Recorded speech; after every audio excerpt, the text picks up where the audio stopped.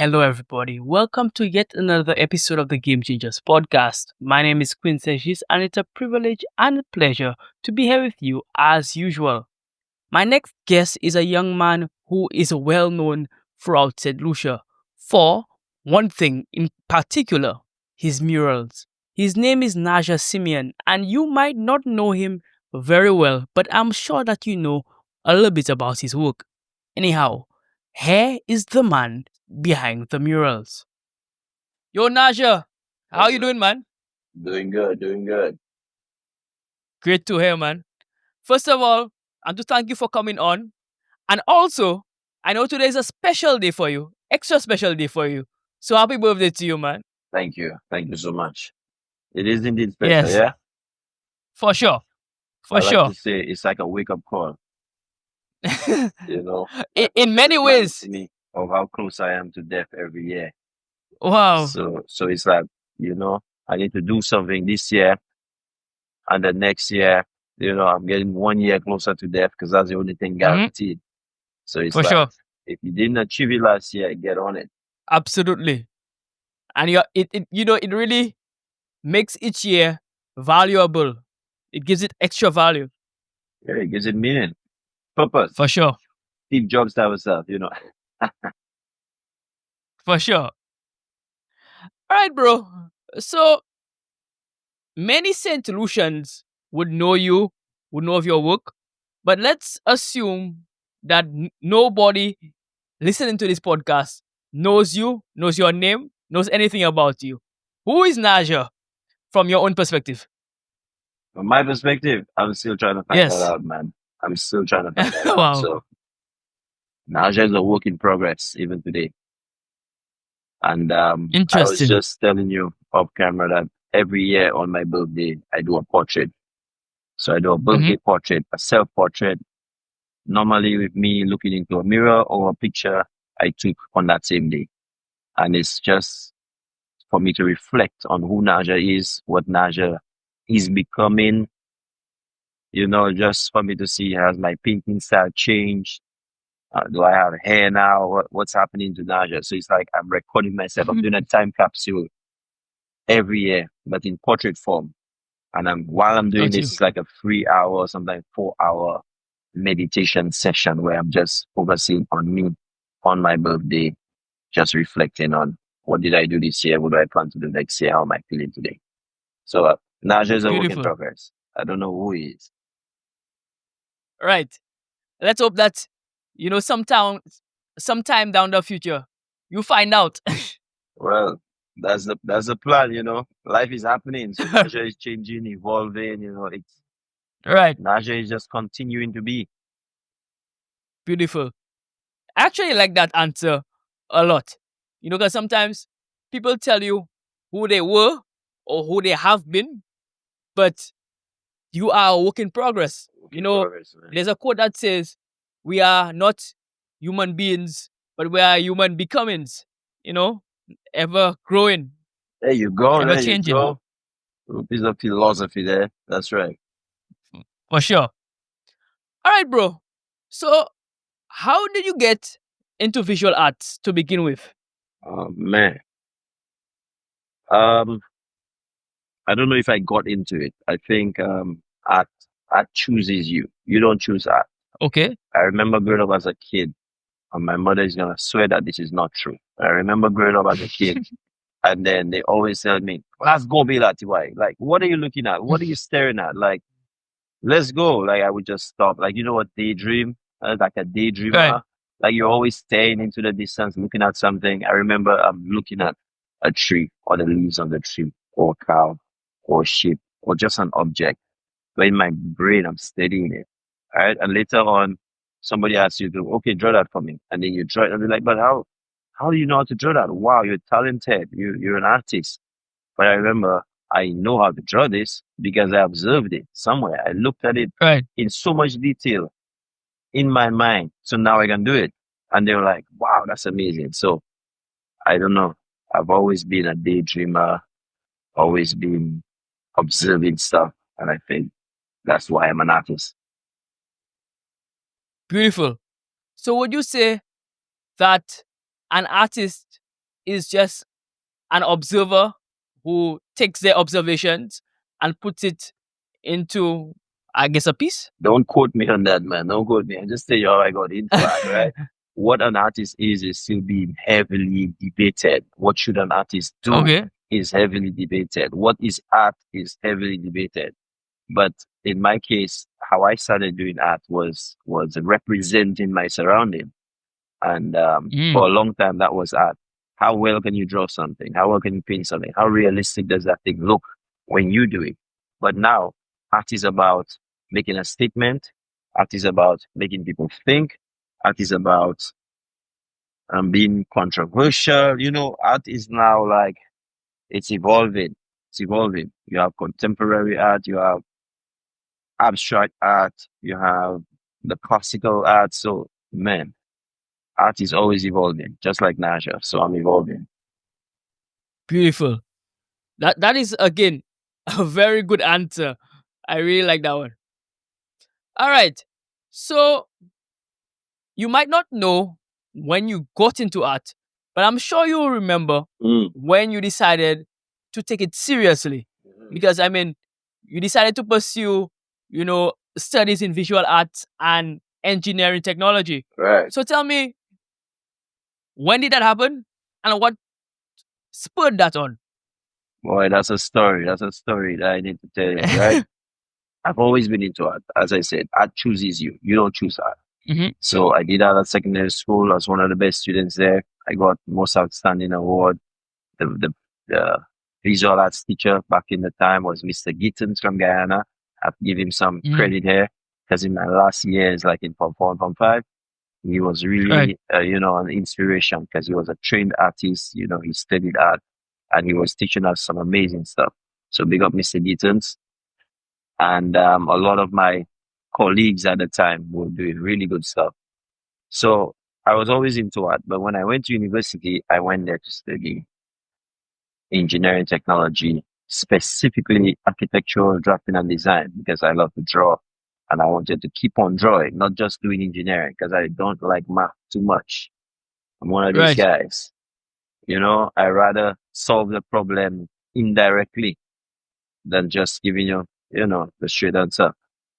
But while I was doing Makes sense. engineering, I took a little course, like a elective, and doing introduction to art or one of these things. I can't remember exactly. And after the course, the teacher was like, "We need to see you in the art department. We have to see you. Come to the art department." I was like, "Oh my gosh, I probably did something wrong. I'm in trouble." So you guys Right. come there and he said, "Oh, Mr. Simeon." His name is Rodriguez Davis, one of my mentors right now. We're still in very close contact. And he said, you did this course, you did this better than the art students. You've done it as if, like you should be an art student, but you're not an art student. Or why don't you consider at least taking a few art courses and doing a minor in visual arts while you're here? And that's how we started. Because I tell you, art chooses you. I've always been an artist, but I went to school. There was no art scholarships, I don't think. So we went to school to do engineering, you know, and then the art chose me. So I ended up doing a double major, fine art and engineering. And the rest is history. Wow. And I heard you say that twice in that story. Somebody saw something in you that you didn't see in yourself. Two individuals. You know, your first art teacher you mentioned at school, at secondary school, and then the second one at university. And I think that often is a very important thing. Sometimes we just simply do not recognize how important or how skilled we are, rather. And it takes somebody else to see something in us so that it can really bring it out of us. Well, I wouldn't say I didn't see it in myself, but at Okay. the moment that you're doing what you're doing. But the other person Right. sees the potential that you have in this area because they've already overs you. They're the giants, Hmm. right? and they see, oh, well, I'm probably at my age, I wasn't even doing this. I always knew I love that. I was always doing Right. it, as I said, right?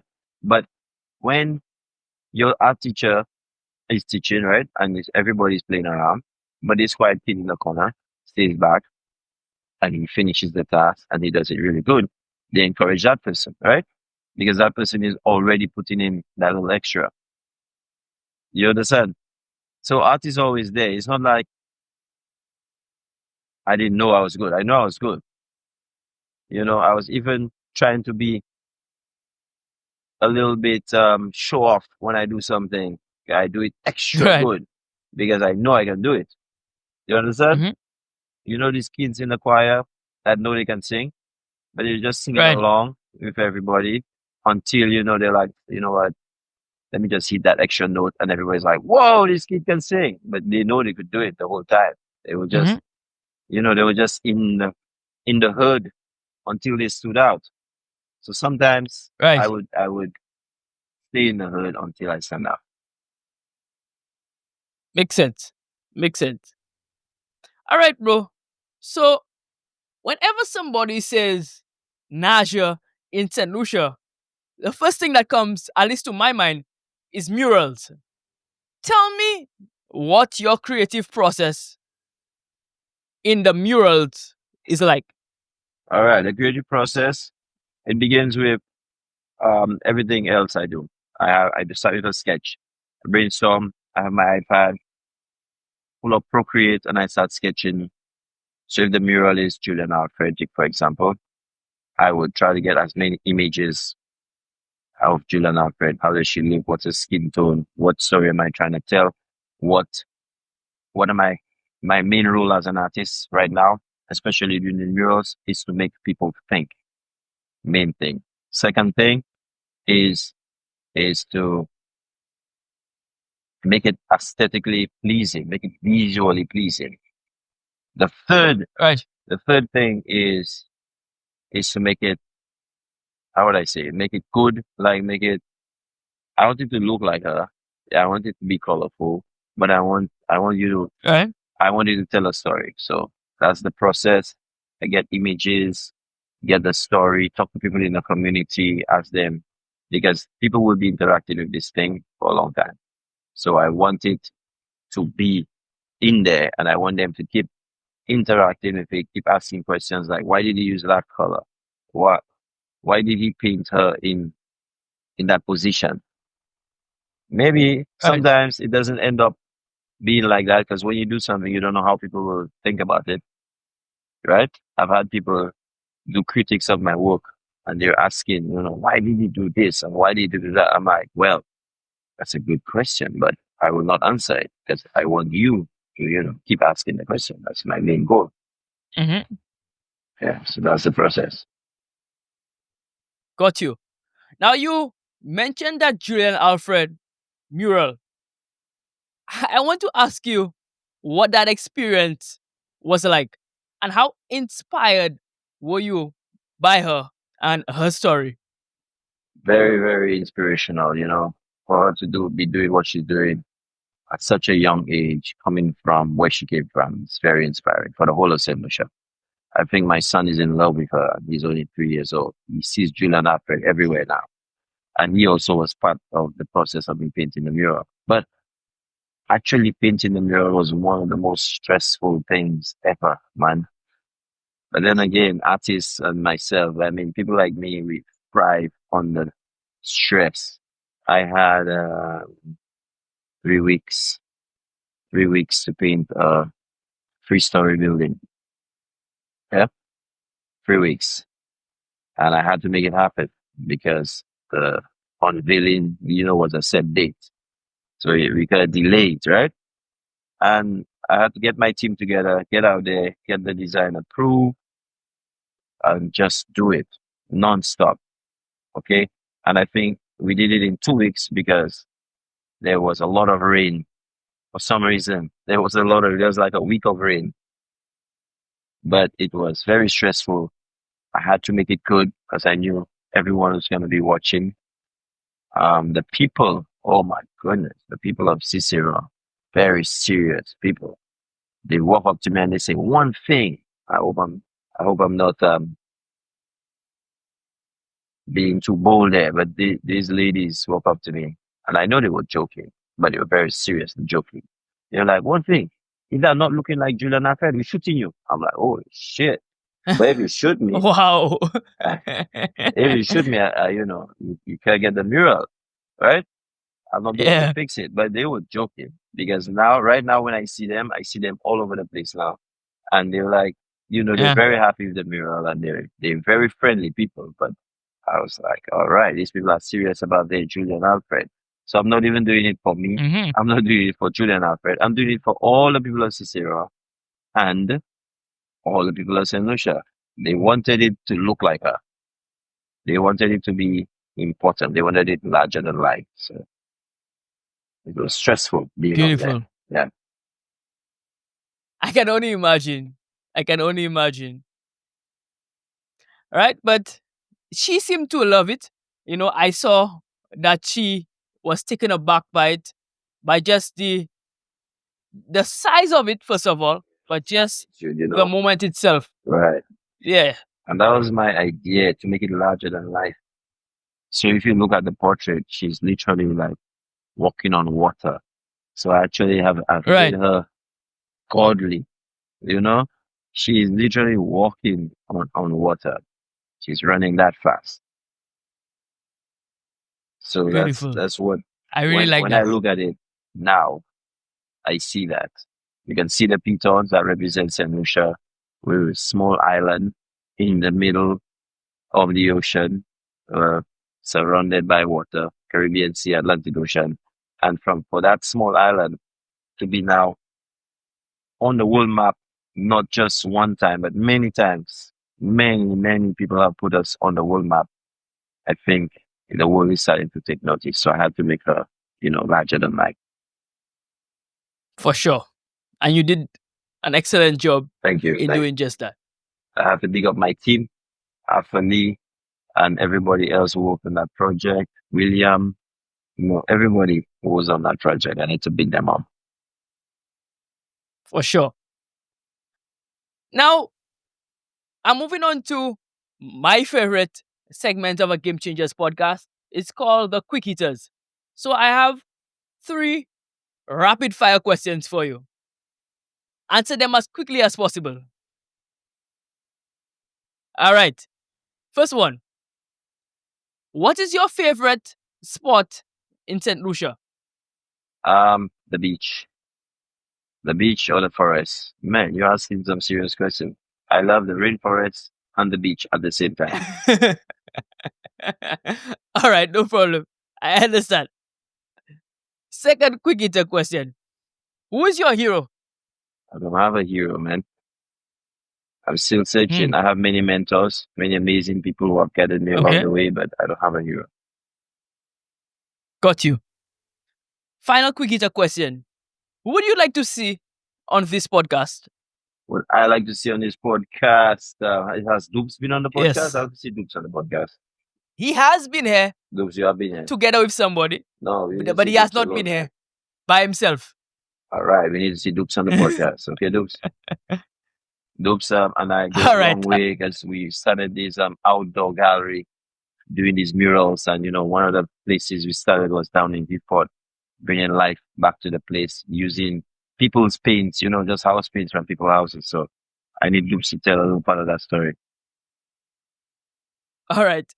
If I have him on, it will be a very, very long episode because Dupes has collaborated with everybody under the sun. Everybody, So, man. yeah, but we'll make that happen. We will make it happen. All right. So, we're moving on to some of the back end questions.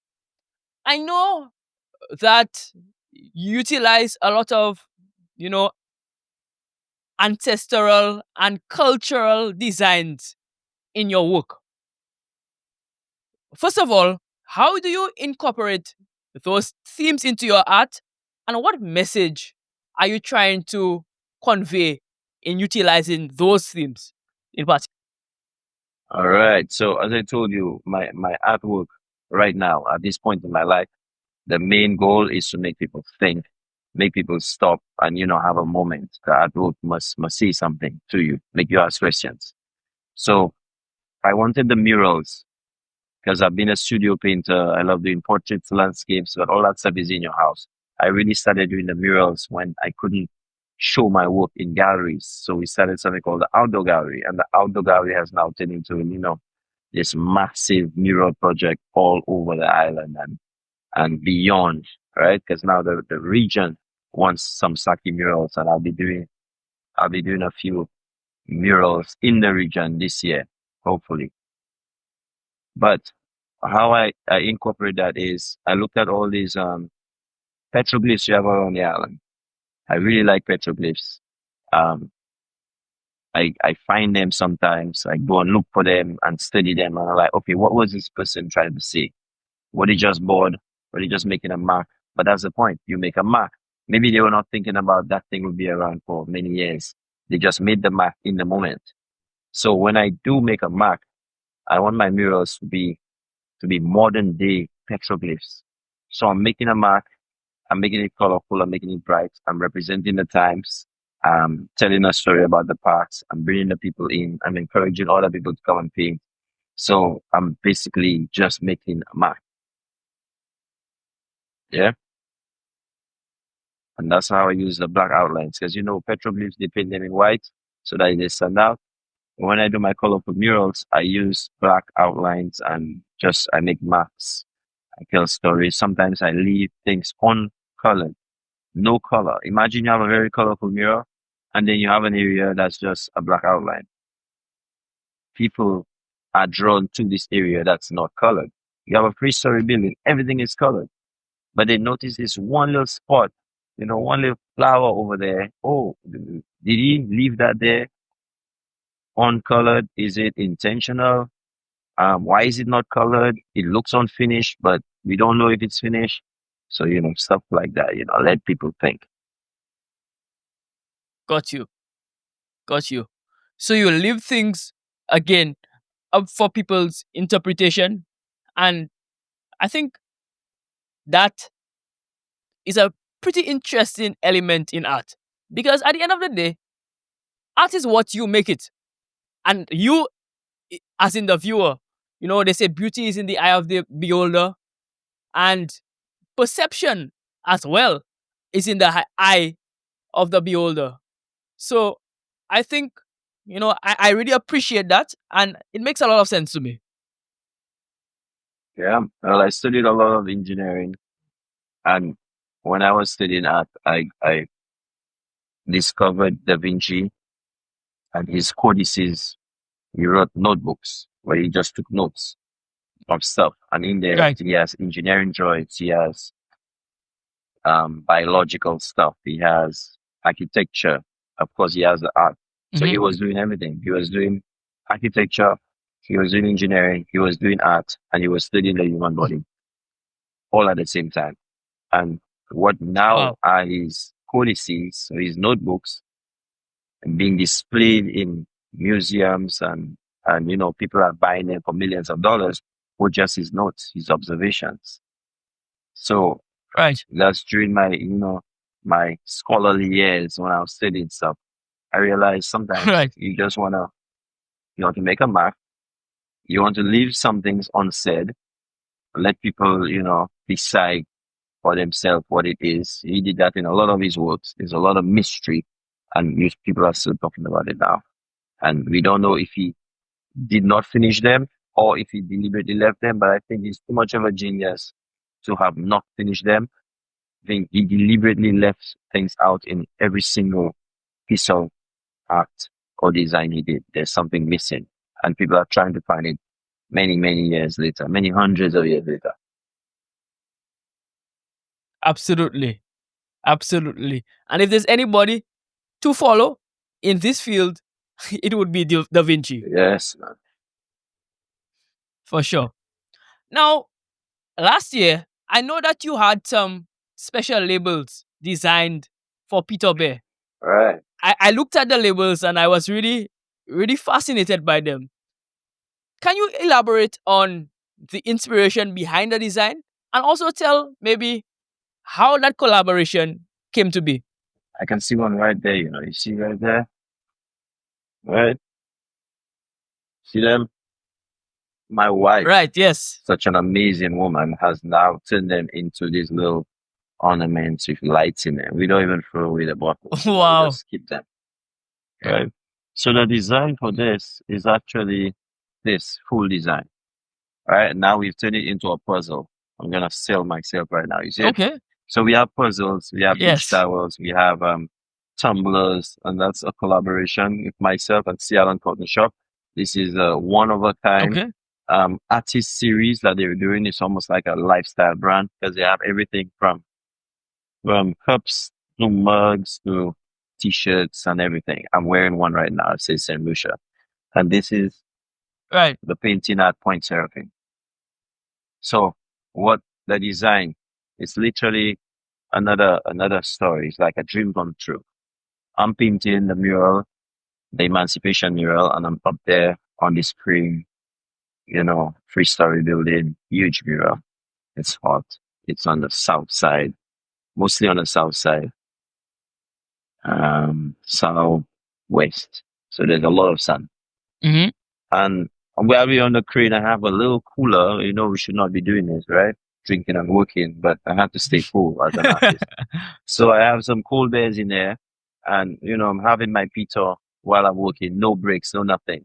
And I'm telling my buddy, son, we drink so much pito beer, big up pito beer. We drink so much pito beer that pito should sponsor us on the next mural. That's not, we're giving people too much money. People should just say, okay, Mm. Saki, every time you pay, just show you're drinking a pito beer. You know, that would collab. Right. And as soon as I'm done with the mural, right, Pito Bear calls this person from Pito Bear. She calls me up and she's like, I've seen your work. It's all over the place. What do you think about doing a special label for independence? And I'm looking, I'm like, Wow. yeah, you talk about speaking things into reality. That was one of the Right. moments when you just say, all right, that should happen. And then it happens. It's like, oh my goodness, you know? And it start writing these moments down. Like this quote I have behind Yes. me that says, men of action are favored by the goddess of good luck.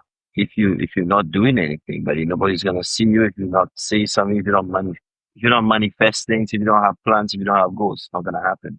So I spoke this Right. and I got the call and it happened. And when they called me, I'm like, you know what? Y'all can just pay me in bed. Like seriously, I would do this for nothing. For the plus your wife would be like, hey, you can't do this for nothing. Right.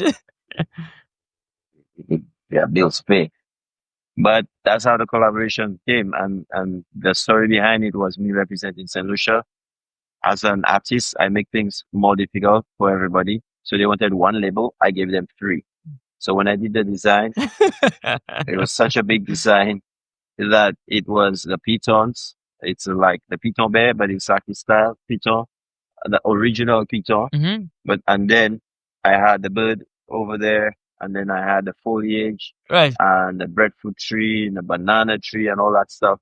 So when they did the design, they did three designs. A lot of people don't notice that it's three designs come together to form this Separate design. designs. Yeah, three separate designs. Wow. So here's an example, right? So you have this one, that's the pita with the Hmm. 45, and then the Yes. beginning of that would have been the bird, but then they would join together to continue the whole design. And when you have all three together, then you see the big picture. Ah. So you have to collect them Okay. all. You gotta collect them all, man. I call it a It is a triptych, collector's item. collector's item. A lot of people, when they noticed it, they were like, oh my, it's different. Like we just saw colorful stuff. But now we look at it and they're like, wait, but down have a bird. But the other one I drink did not have a bird. Right. Another man said, "Yes, I never noticed that." And people are now watching the label like, how many people sit and look at labels and start reading stuff on the label? So I was like, you know what? Sometimes you even gotta make the guys in the camera we think a little bit. So that was a good Right. experience. Got you. Makes a lot of sense, man. Makes a lot of sense. Now, I know that you have gotten into teaching. you are now utilizing what you've learned and giving it to others. Man, Why did you decide to do that? buddy, I didn't got into teaching, Teaching was my first job. I've been teaching Oh, for really? almost 20 years. So Okay. I literally graduated from school. The principal came to my house, 17 years old, just literally. My birthday is in January. So by the time I graduate, Mm-hmm. I'm already 17. And I graduate just before summer, right? We graduate. And then Right. in September, I was already teaching at Wow. 17 years old, What solid were but you combined teaching? school. At the primary school, you teach everything. So I taught everything. Okay. Okay. Big up Mr. Kuman, who gave me that first job teaching. And one of my biggest mentors, Saturina Louisi from Library. She was a great mentor. Mm. And of course, my aunt and godmother, Gertrude Simeon, for encouraging me because I was young. I didn't want to teach. It was like, oh, me teach? I don't want to deal with these kids. Like, I'm young. I want to, I want to go back to school. I want to go to A level. Everybody go post sec. I don't Right. want to teach. But she encouraged me. And that's where it started. So I was thrust into adulthood, into responsibility, into Mm-hmm. yeah, big shoes immediately. I didn't have a chance to stray away. I was just thrown in there, lion's den. So I now had to Right. teach. I now had to impart this knowledge. I now had to further my education. Was at teachers college at 19 years old. So I taught at 17, teachers college, first degree, then taught again, then university, then I'm back into teaching. I'm at Chosa Secondary School. But I also teach, as you said, I do art classes, art and Chasney Jade Mountain. I'm the resident artist in principle. So I teach art classes there and I curate the art gallery because they're great art collectors, amazing patrons of the art. They do a lot when it comes to art in St. Lucia, although you don't hear their names being mentioned. But they have a huge local art collection by just supporting local artists. Right. So so I'm still teaching there. Got you. So you were always a teacher. Oh, You've just embraced a different style of teaching, I guess. right now I'm teaching only art. Before I used to teach other things, but now Right. I'm the art teacher. I don't even call myself an art teacher. I call myself an artist. So I'm an artist. I can teach art. Okay. Right. Yeah. Absolutely. That makes perfect sense. Perfect sense. All right, bro. So we quickly come into the end of the interview. It has been a fantastic interview. I've really enjoyed it. After your career is over, whenever you decide to just take it easy, what would you like to be remembered for? Man, I don't know if the career is gonna be over because I've not even started. Like a lot of people think, oh my god, you're a career artist, but I'm just getting started. I'm just starting to do Right. things that I've always dreamt to do. So the Hmm. career will not be over because I will always be creating. I'll always be making art. Um, when I do get to take it easy, I mean, when I do get to a place in life that I am comfortable enough to stop painting these big murals, or I'll have a team doing it, maybe I can stand and watch them. I want to, I want to have a creative. It's like a school for the art, but I would just call it a creative center, not like a craft center, not an Okay. art school, a creative center where anything creative can be done. Anything. It will have studio space for artists. It will have gallery space to share artwork. It will have after school programs for children to find something to do. It will have summer programs. It's just a whole center, a bunch of buildings where people can come in and be creative from anything from craft to painting to drawing to ceramics, just Right. a creative center. be creative. Come in here, learn to do sculpture. Here's an empty room. You have something to work on. Use it, work it. We provide you the tools. Be creative. Absolutely. Absolutely. And I look forward to having that.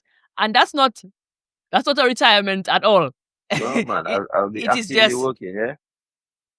yes. And you know, there's a school of thought that says that work is absolutely necessary for human beings. You know, it is not the end of work. So retirement is not the end of work, but it is a shift in work, maybe. Yeah, shifting work. If you stop working, you die.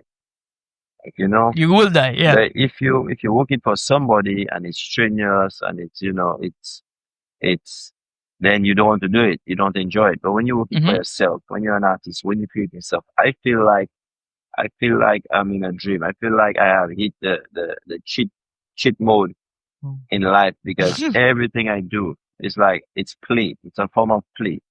I'm creating It's these fun. murals. It's fun. I'm doing this. I'm making these big things. People want to collaborate. I'm teaching art. For me, it's just fun. It's not like, oh my God, I'm doing this and I might be doing it wrong. No, all, it's plain for me. And For sure. I'm giving it a lot of thought. I'm making it more difficult for myself, a lot more difficult because, people are watching you. But at the end, when I look back at it, I was like, man, I had fun doing this. We painted a three-story building in 2 weeks. We painted the pyramid at Point Surfing in 5 days. Met a lot of international artists. When I did the Darren Sammy Cricket Grounds, the walls were so long I didn't measure them. Like I just did. I looked at the walls. I was like, okay, you'll need this amount of paint to do it. And the guy said, all right, you have 3 weeks to do it. It's a huge wall. I think it's over 700 square foot of wall. But I never Wow. measured it. I just estimated, all right, Yeah. that's that amount of wall and let's get it done. And that was a huge project. We worked all night on it. But it Beautiful. was fun. It was not like, oh, the deadline is here. No. And then you're Right. scared. I'm like, no, the deadline is here, guys. Can we do another Juve on this? And everybody's like, yeah, let's do it. Enjoyment. Enjoyment. If you enjoy your work, they say you never work a day in your life. For sure. Final question, Naja. A young artist is watching this podcast and they were a fan of your work even before they watched this podcast, but want a word of advice. They're afraid of getting full time into this art field. Some people say they'll starve as an artist. What would your word of advice be to them? Boy, that's a Steve Jobs moment there, right? Let me tell you Right. something. When I got into this art thing, I tell you, art chooses you. It's like you don't go around and be Right. like, yeah, boy, I want to be an artist. No, you first of all, to be an artist and to stand out from the crowd, you have to be so good at what you do that everybody will notice you, okay? And they will give you that chance because you so good. So this young artist, if he's drawing you want to do, put 1,000 hours in, like put more than 1,000, put 10,000 hours. Okay, be so good at drawing. If it's painting, if it's craft, whatever you do, put in all the time and effort. Don't think you're gonna be in this thing and half-ass it, right? The reason Mhm. why most of what I'm doing is play is because I have gone so far in my practice that I'm not feeling challenged. Like when I get a chance to do something, I'm like, I've been there before. I've been to this point before. You asked me to paint a 10 foot by 10 foot wall. I'm like, all right, no problem. I will reach there. And it's not even a challenge anymore after you painted a 3-story building, right? So you have to Right. put yourself in the mud. You be so good at what you do. Go through the hard times, right? I used to sketch every day for a long time. Now I can do 10-minute portraits. Everybody, but how can you do this? You're blessed. You have blessed hands. I mean, I have a lot of practice. Yeah. I practice this a Yeah. lot. I know exactly what I'm doing. Another thing about being a starving artist. I cancel out that notion from my brain many, many years ago. Mm. I flipped it. I switched it up. I said, I'm a hungry artist, not a starving artist. So when I come to you, I'm not starving. I'm hungry and I don't leave any money on the table. Okay. I don't leave crumbs behind. When I attack a job and I say, I want to do this, I put everything at it and I do it. So I don't go around thinking I'm a starving artist. If you go around thinking like that, you will starve. So you have to Right. go out there hungry. Another word of advice, don't think too much about what people say about you. People don't talk. They will talk.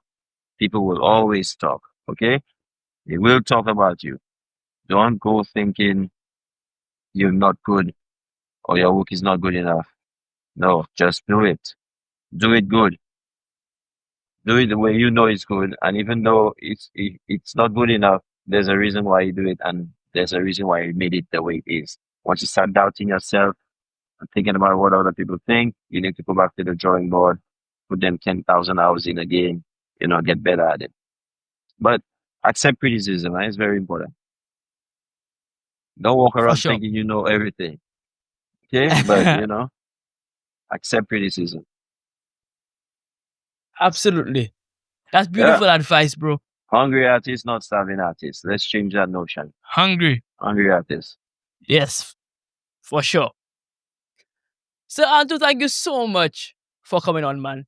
I appreciate your insight. I've learned for myself, and I know for sure my audience has learned as well.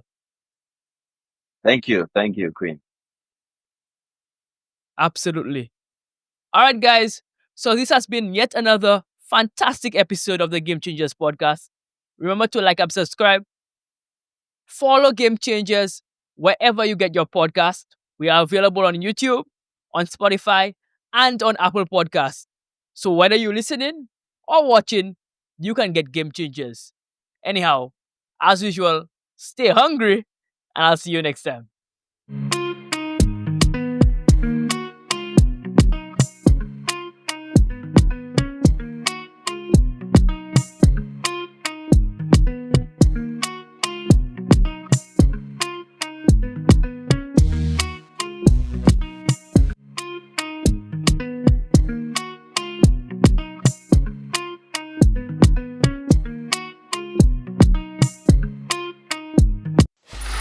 Free audio post production by alphonic.com.